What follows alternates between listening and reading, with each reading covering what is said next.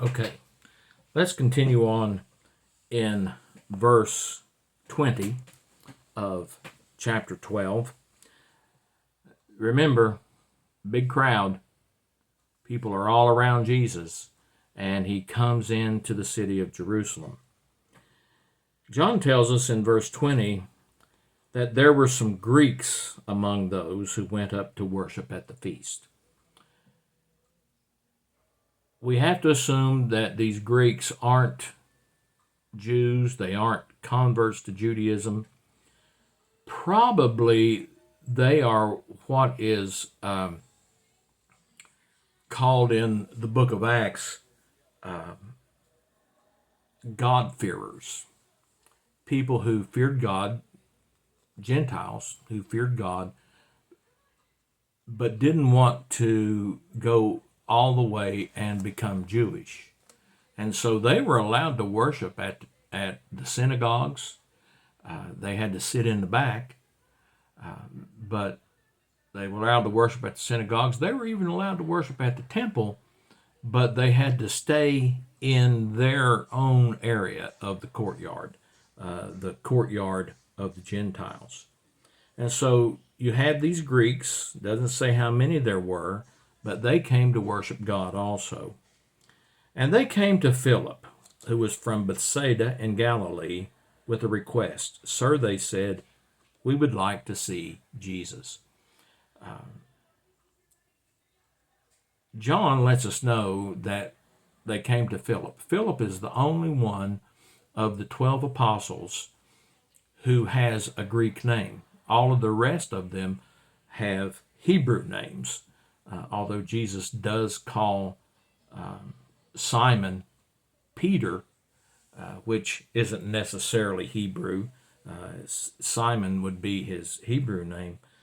Philip is a given Greek name. And he said it was from Bethsaida in Galilee, which was more of a Greek city than, say, Jerusalem was, or some of the other cities were. I don't know if he dressed more Greek, but for some reason they felt they could go to Philip.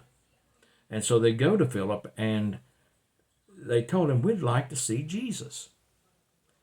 Well, Philip, it's as if he didn't know what to do, because in verse 22, he said he went to tell Andrew, and then Andrew and Philip in turn told Jesus. We have a situation again here where Andrew is bringing somebody to Jesus. There's actually 3 places in the Gospel of John that we get told about Andrew bringing people to Jesus. The first one that he brought to Jesus was his brother Simon Peter. It says that Andrew had spent time with Jesus. John the Baptist had pointed Andrew to Jesus, and Andrew followed Jesus, had spent the afternoon with Jesus, and it said the first thing he did is went and got his brother Simon Peter and said, you need to come because we found the Messiah. And Simon Peter came. The second occasion is when Jesus fed the multitude. They were wondering how we're going to feed all these people. Jesus asked them how we're going to feed all these people. And Andrew spoke up and he said, well, here, I've got this little boy here. He's got 5 little loaves of barley loaves of bread, and he's got 2 small fish. But what good's that going to do? And we know what good that did. Jesus took them, multiplied them, and fed the multitude. But Andrew brought the young man to Jesus. And here we have Andrew bringing these Greeks to Jesus. Philip didn't know what to do. He came to Andrew, and Andrew said, well, let's go take him to Jesus. Well, it doesn't say what kind of question they asked. It doesn't tell about the interaction between Jesus and these Greeks, but it does tell us what Jesus says. It says, he replied, or Jesus replied in verse 23, The hour has come for the Son of Man to be glorified. I tell you the truth, unless a kernel of wheat falls to the ground and dies, it remains only a single seed. But if it dies, it produces many seeds. The man who loves his life will lose it, while the man who hates his life in this world will keep it for eternal life. Whoever serves me must follow me, and where I am, my servant also will be. My Father will honor the one who serves me. Now, this all is very packed with things that we could preach about.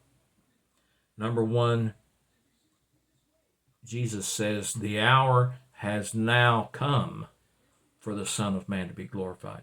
If you remember, so far, all through the Gospel of John, we see it over and over again. His time was not yet come. It wasn't his time. But here Jesus said, now my time has come. It's time for me to be glorified.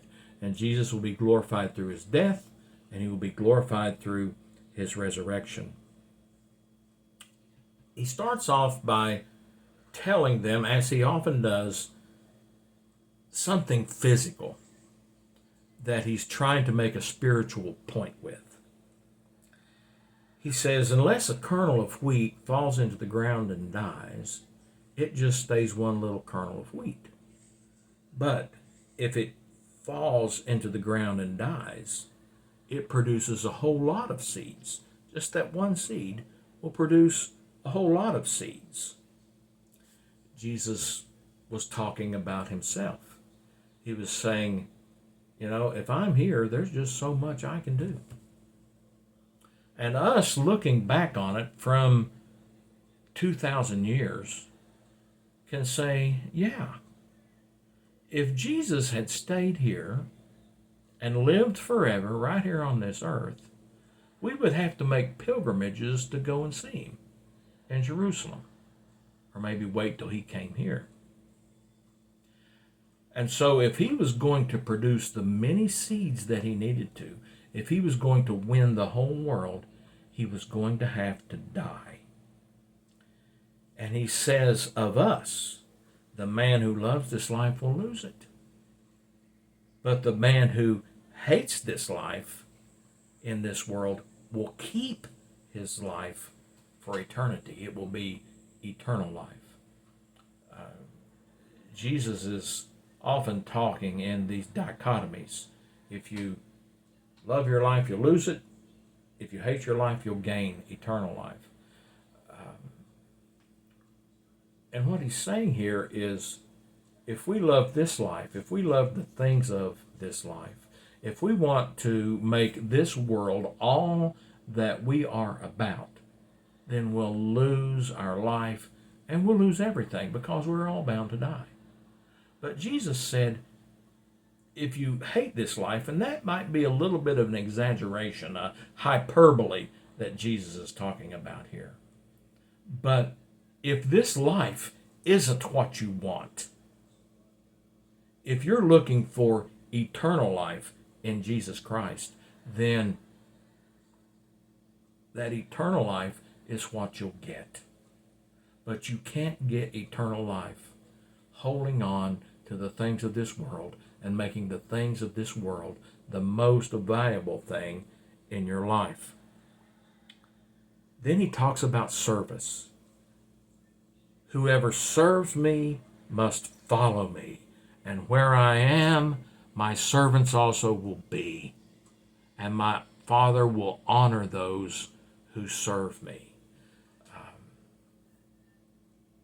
Jesus said, if you're going to serve me, you're going to be where I am. Well, let's think about it a minute. Where have we found Jesus? We found Jesus amongst the outcast. We find Jesus amongst those who weren't the religious leaders. As a matter of fact, it was the religious leaders that didn't believe in him and wanted him dead. We find Jesus eating in the house of tax collectors. We find Jesus eating with sinners. We see Jesus reaching out and touching people with leprosy. We see Jesus in Samaria talking to a Samaritan woman who was living with a man she wasn't even married to. And he says, whoever serves me must follow me. And where I am, that's where my servants will be. And God will honor those who serve me. He goes on in verse 27. Now my heart is troubled, and what shall I say? Father, save me from this hour? No, it was for this very reason I came to this hour. Father, glorify your name. So Jesus has already said, the hour for me has come. It's time for the Son of Man to be glorified. And so he's saying here, now my heart's troubled. He knows what's facing him. He knows he's going to have to die on the cross. He's talking about his death all in this passage here. And he's saying, my hour has come. I'm troubled about it. But am I going to ask God, what does it say? To save me from this hour? He says, no. I'm not going to do that, because it was for this very reason that I came into the world. And so Jesus, in a short little prayer, says, Father, glorify your name. Then a voice came from heaven. I have glorified it, and I will glorify it again. The crowd that was there heard it and said that it had thundered. Others said an angel had spoken to them. Remember, this is a huge crowd. It's a huge crowd. Some of them had seen Lazarus raised from the dead. Others of them were following Jesus because he had raised Lazarus from the dead. They had just been proclaiming Jesus king as he entered into Jerusalem the day before. They were all around him, and there were also these Greeks that were there. And Jesus' prayer was, Father, glorify your name. And then God spoke from heaven and said, I have glorified it, and I'll glorify it again. And people that heard it said that it had thundered, and others said an angel had spoke. But can you imagine hearing the voice of God coming from heaven? In the Gospels, it's mentioned 3 times here, of course, and at Jesus' baptism, when God spoke and said, this is my beloved Son in whom I am well pleased, and also on the mountain of transfiguration, when Jesus said, this is my beloved Son, listen to him. Verse 30, Jesus said, this voice was for your benefit, not mine. Now is the time for judgment on this world. Now the prince of this world will be driven out. But when I am lifted up from the earth, I will draw all men to myself. He said this to show the kind of death he was going to die. And so he tells them, I didn't need to hear the voice of God, but you did. This was for your benefit. And then he goes to talking about the devil. He says, now's the time for judgment on the world, and the prince of this world is going to be driven out. How's that going to happen? How is that going to happen? He says, well, when I am lifted up from the earth, I will draw all men unto myself. And John tells us here that he told them that so that they would know what kind of death he was going to die, that he was going to be crucified and lifted up.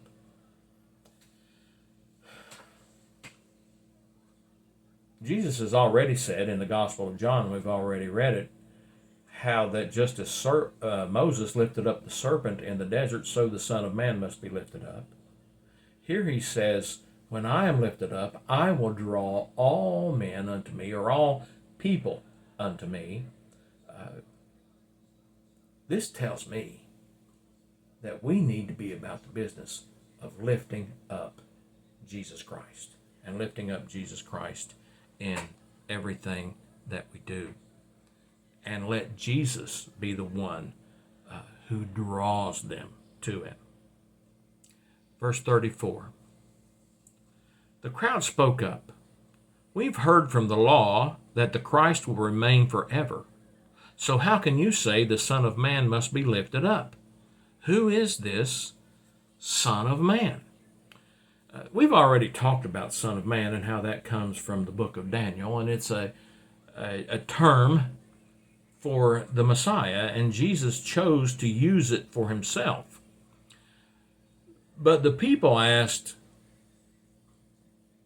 if you're the Christ, or how can you be the Christ if you're saying you're going to be crucified?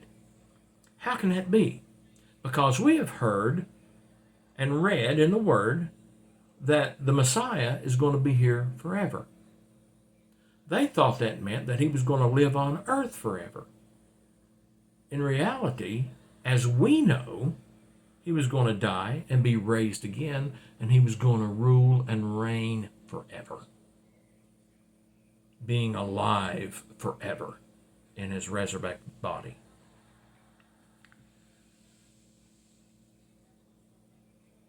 Verse 35, then Jesus told them,